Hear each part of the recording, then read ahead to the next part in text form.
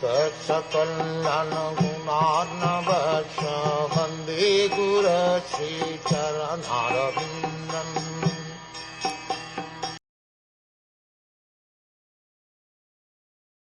The great sage Maitreya Muni said to Vidur, "The royal dynasty of King Puru is worthy to serve the pure devotees, because all the descendants of that family are devoted to the personality of Godhead.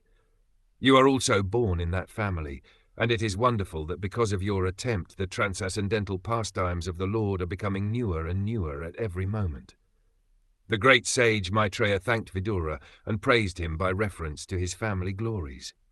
The Puru dynasty was full of devotees of the personality of Godhead and was therefore glorious.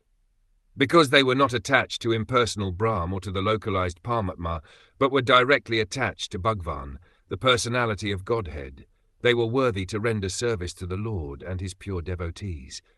Because Vidura was one of the descendants of that family, naturally he engaged in spreading wide the ever-new glories of the Lord.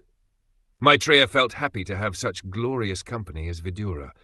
He considered the company of Vidura most desirable, because such association can accelerate one's dormant propensities for devotional service.